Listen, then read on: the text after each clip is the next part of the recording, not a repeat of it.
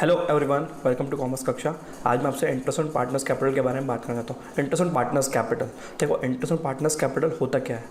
हम ऑलरेडी बात कर चुके थे कि पार्टनर्स कैपिटल पे जो इंटरेस्ट पे हो रहा है वो हमारा अप्रोप्रिएशन ऑफ प्रॉफिट है, मतलब प्रॉफिट होगा तो देना है और लॉस होगा तो नहीं देना है। और इसके अलावा एक और बात हमने की थी कि अगर पार्टनरशिप डीड अलाउ करेगी तो ही इंटरेस्ट पे होगा, अदरवाइज इंटरेस्ट पे नहीं होगा। Now let's study interest on capital और हम इन अ मोर डिटेल वे। कोई भी ट्रांजेक्शन आप पढ़ोगे वहाँ पे दो चीज़ अंडरस्टैंडिंग होगी, एक उसका अकाउंटिंग ट्रीटमेंट और दूसरा कैलकुलेशन। अब अकाउंटिंग ट्रीटमेंट क्या होता है? अकाउंटिंग ट्रीटमेंट का मतलब होता है कि आप उसके अकाउंटिंग में जर्नल एंट्री क्या पास करोगे और लेजर में उसका अल्टीमेटली क्या इम्पैक्ट होगा, और कैलकुलेशन में अमाउंट कैसे कैलकुलेट करना है उसकी बात होगी। सबसे पहले हम ये देखते हैं कौन से केस में अलाउ किया जाता है और कौन से केस में अलाउ नहीं किया जाता है interest on capital. Interest on capital is interest paid by firm to partner for contributing capital to firm. It is always calculated on opening capital. एक बात हमेशा याद रखना कि जो आपका इंटरेस्ट ऑन कैपिटल है वो हमेशा ओपनिंग कैपिटल पे कैलकुलेट किया जाएगा। Always opening capital will be use to calculate interest on capital. Rules relating to interest on capital, particularly accounting treatment.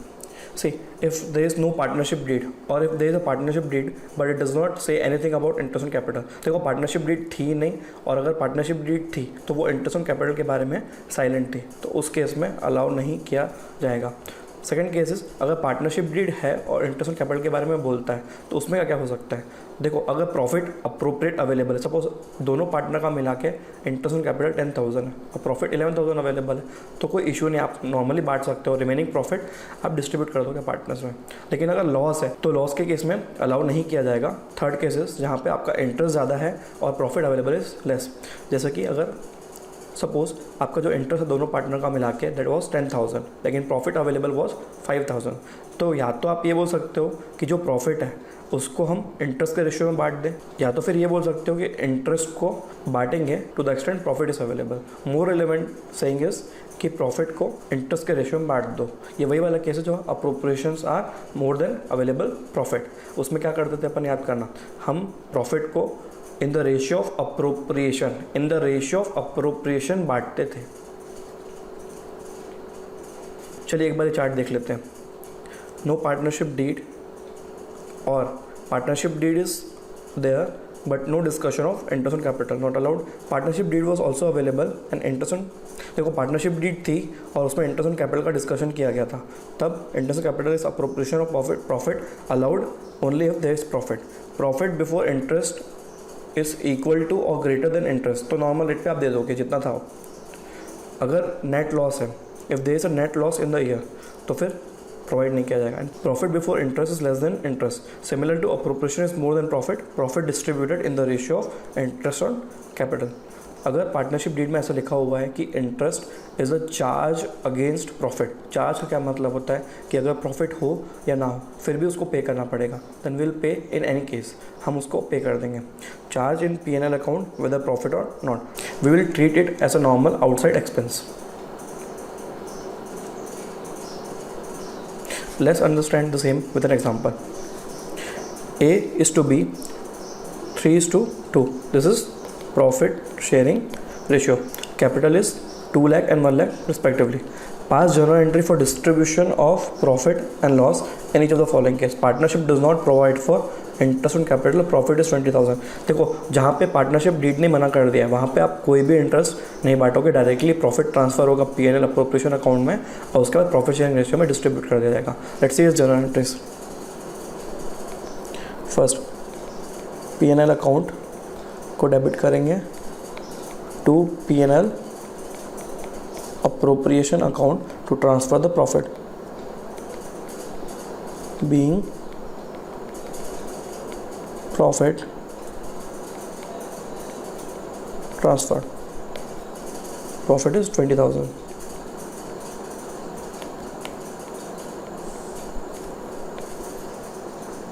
Close the journal entry with the line. Second, this profit will directly distributed to partners in the profit sharing ratio.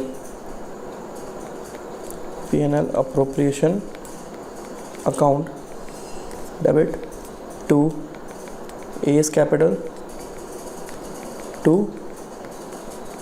B's capital, and the profit sharing ratio was 3:2. So 20,000 to be distributed in the ratio of 3:2. 3/5 and 2/5. 20,000 into 3/5 is 12,000, and 20,000 into 2/5 is 8,000.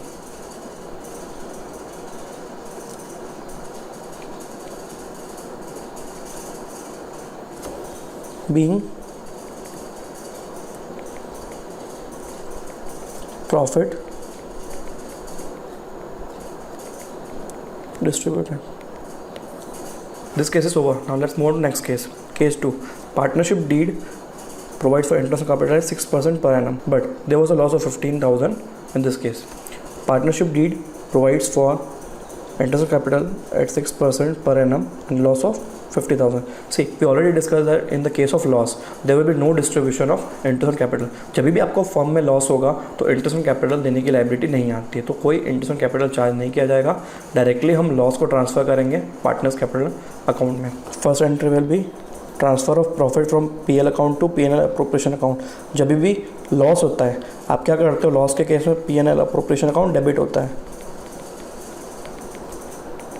Debit to P&L account, being loss transferred to PL Appro 15,000.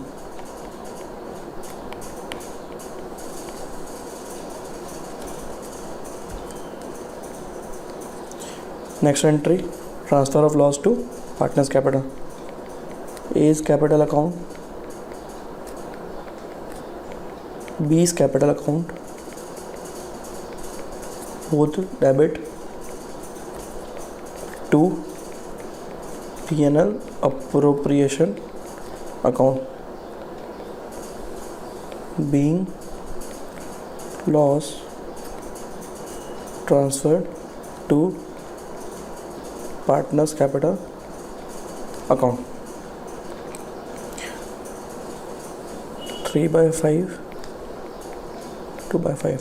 15,000 divided by 5, 3,000 into 3, 9,000, and into 2, 6,000, and that is 15,000 total loss. This case is also over. Let's move on to next case. Partnership deed provide for interest on capital 6%, तो हम देंगे उसको, और profit हमारा 21,000 है. तो ए का capital कितना था, बी का कैपिटल कितना था देख लेते हैं. A's capital was 2 lakh and B's capital was 1 lakh. देखो 2 लाख का 6%, 12,000, 1 लाख 6%, 6,000, टोटल 18,000. हमारा total interest to be distributed is 18,000 है, लेकिन उसके केस हमारा प्रॉफिट 21,000 है. तो यहाँ पे प्रॉफिट एडिक्वेट है, तो पहले हम इंटरेस्ट डिस्ट्रीब्यूट करेंगे और उसके बाद रिमेनिंग प्रॉफिट को पार्टनर्स में डिस्ट्रीब्यूट कर देंगे in their profit sharing ratio. First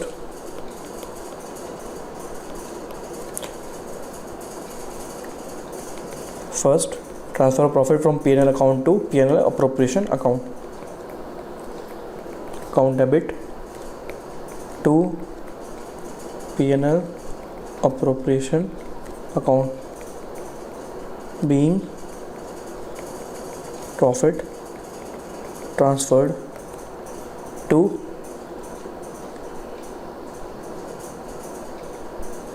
PL Appro 21,000. Second, payment of interest on capital. Entry of payment of interest on capital is interest on capital account debit to partners capital account. Interest on capital account debit to A's capital to B's capital, being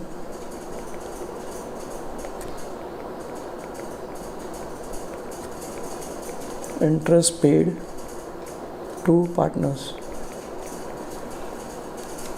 12,000 and 6,000, total 18,000. 12,000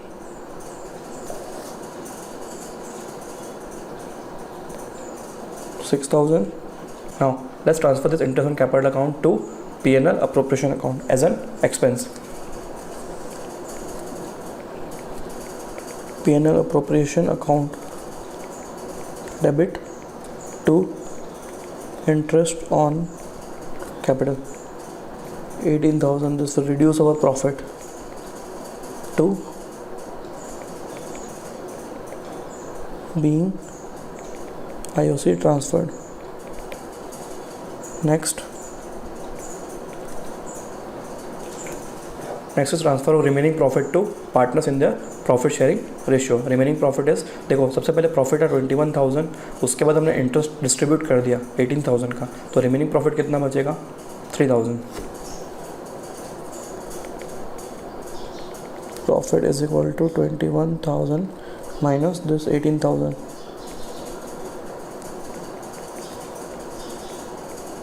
$3,000 to be distributed in 3:2.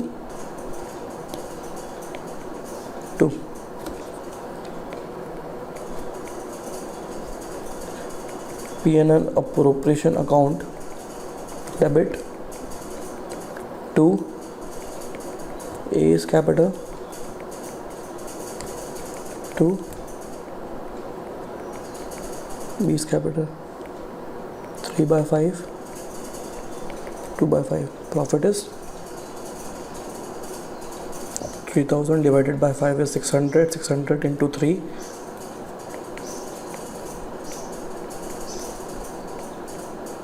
1,800. 3,000 divided by 5, 600 into 2, 1,200. So in this manner the remaining profit is distributed.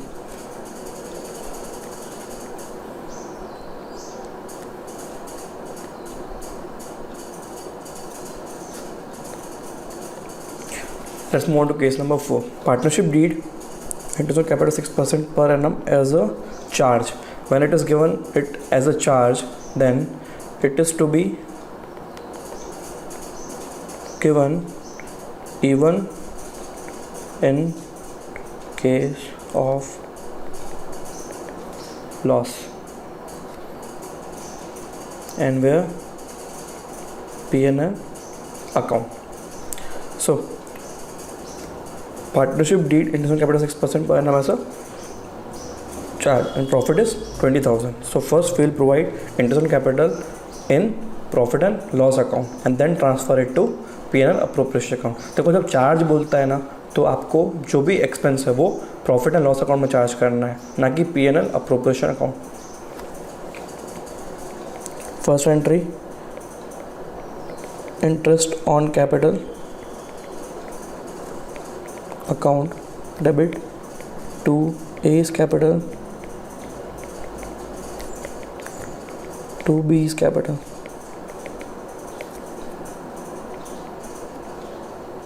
$18,000, 12,000, 6,000. ये हमारा already calculate किया हुआ था. Being interest paid. Next, transfer this entry to P&L account. Profit and loss account है, profit and loss appropriation account नहीं है इस बार. To interest on capital 18,000 being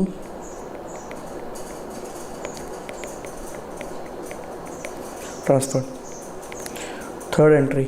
Now the remaining profit of 2,000, 20,000 profit minus 18,000 was equal to 2,000 to be distributed to partners.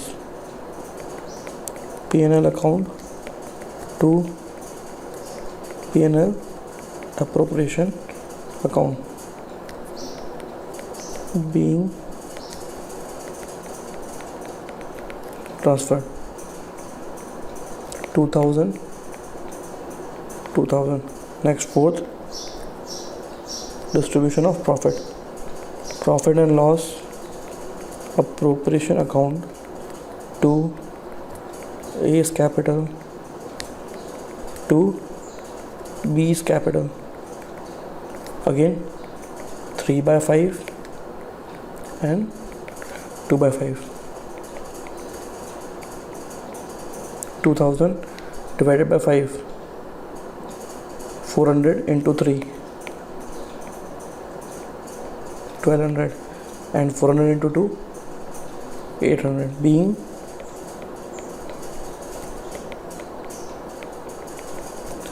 profits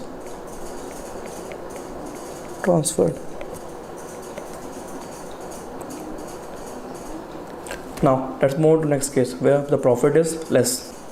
Intensive capital 6% per annum as charge. Again it is giving as charge and profit is 2000. Now the profit is 2000. हमारा internal capital 18,000 का था, profit 2000 का है, तो it will result in net loss of 16,000.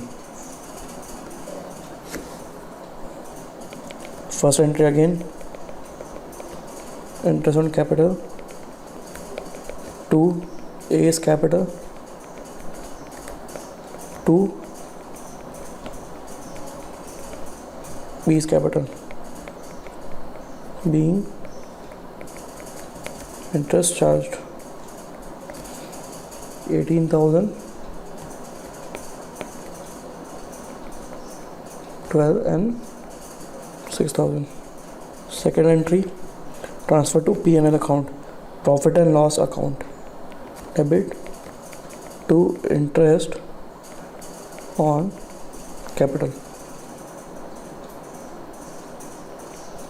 18,000, which will result in loss of 16,000.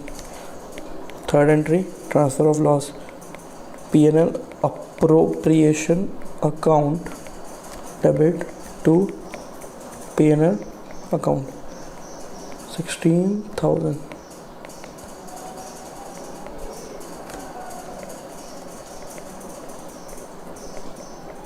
Being loss transfer. And last entry, distribution of loss.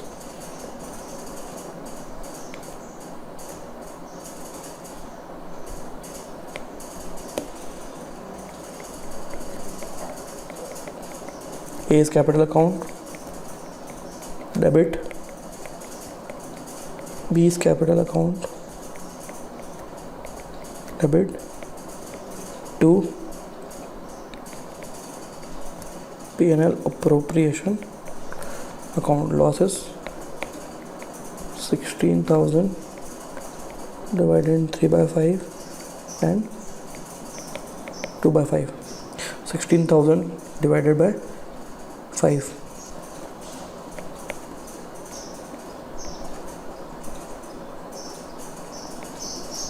9600 and 6400. This case is over. Now let's move on to next case.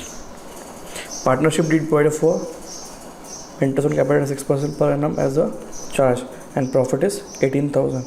Now let's observe that 18,000 is our interest on capital to be distributed and our profit is also same.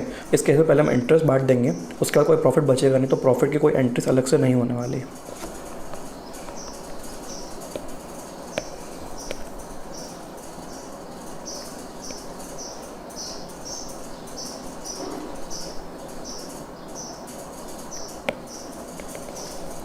First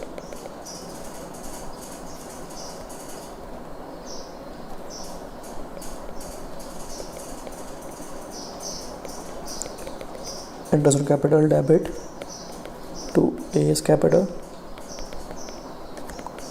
to B's capital, being interest charged. Again 18,000, 12,000 and 6,000.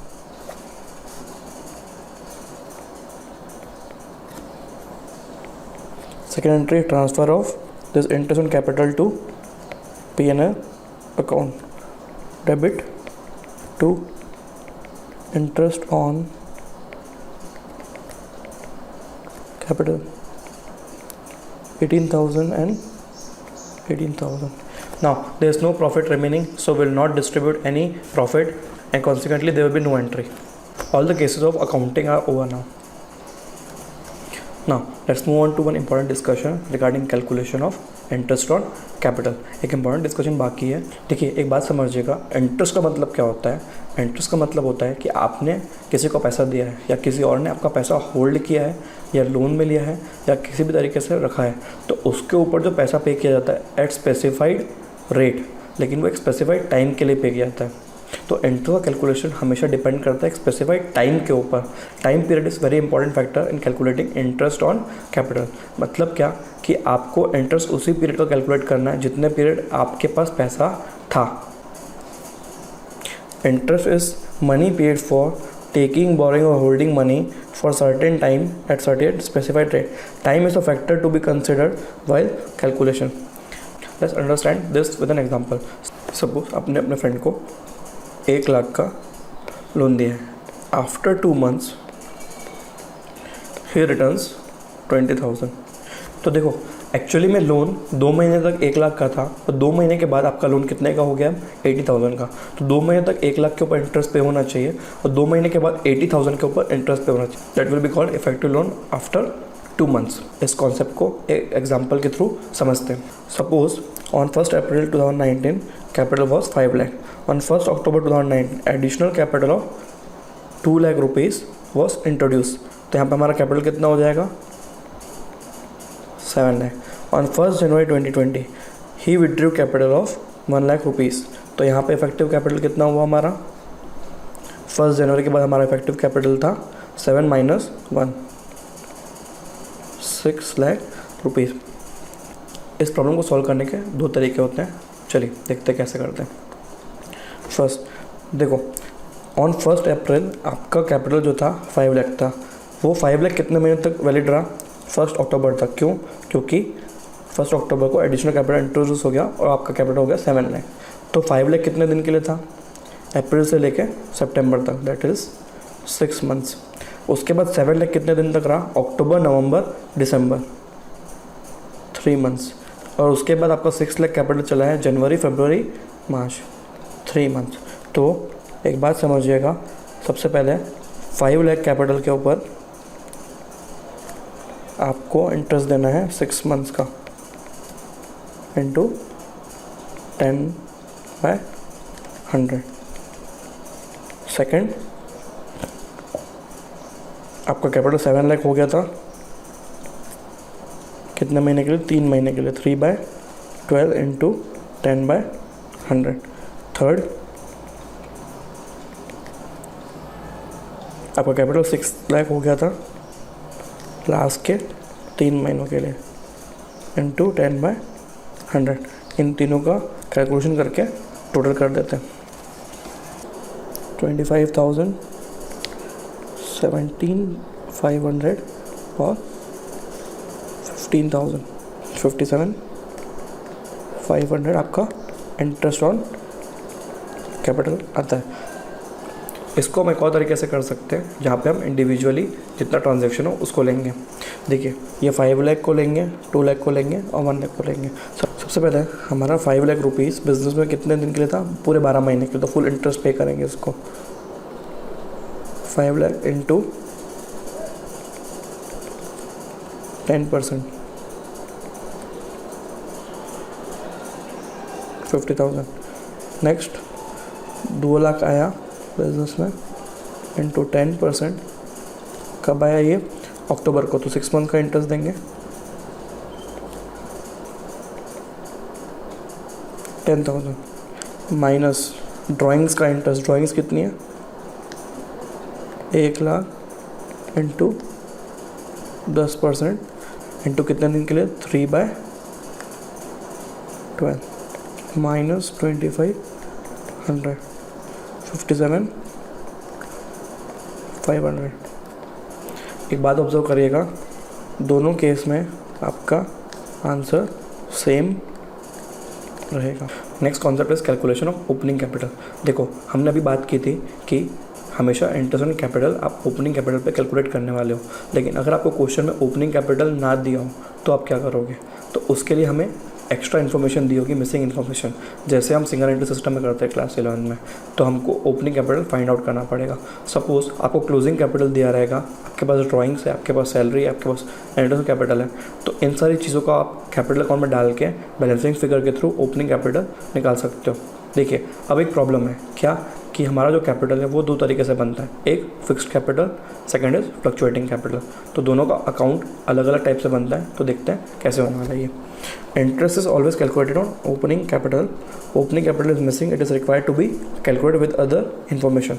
अगर हमारा fix capital है तो हमारे पास जो information रहेगी वो balance close down मतलब closing capital मतलब 31 मार्च वाला कैपिटल, और ड्राइंग्स और एडिशनल कैपिटल, इनकी वैल्यू अगर आप अकाउंट में पुट करते हो तो आपकी मिसिंग फिगर, बैलेंसिंग फिगर जिसको बोलते हैं, वो आपका balance brought down which is opening capital और कैपिटल एज ऑन 1/4 आपका निकल जाएगा।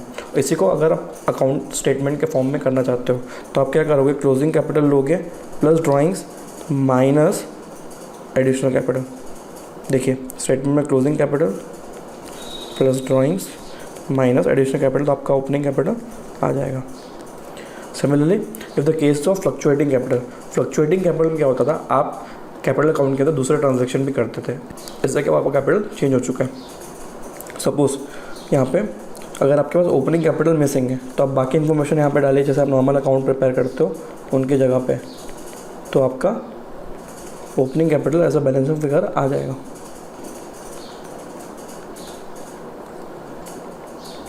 Balancing figure opening capital, closing capital plus share of loss plus drawing plus IOD minus इस साइड वाली आइटम्स, P&L अप्रोप्रिएशन अकाउंट मतलब प्रॉफिट ट्रांसफर, इंटरेस्ट कैपिटल जो भी आया होगा उसको माइनस कर दीजिए, सैलरी और कमीशन, एडिशनल कैपिटल, इससे आपका ओपनिंग कैपिटल निकल जाएगा। और हमेशा ओपनिंग कैपिटल के ऊपर ही निकालना है। तो जब भी आप क्वेश्चन देखो तो चेक करना कि आपको जो कैपिटल दिया हुआ वो 31 मार्च का है या 1 अप्रैल का है। अगर 1 अप्रैल का कैपिटल है तो आप डायरेक्टली उसके ऊपर इंटरेस्ट कैलकुलेट कर लेना, लेकिन अगर 31 मार्च का कैपिटल है तो लास्ट डे का capital which is closing capital, तो उससे हम with the help of other information available हम ओपनिंग कैपिटल कैलकुलेट करेंगे और उसके बाद उसके ऊपर इंटरेस्ट ऑन कैपिटल कैलकुलेट किया जाएगा।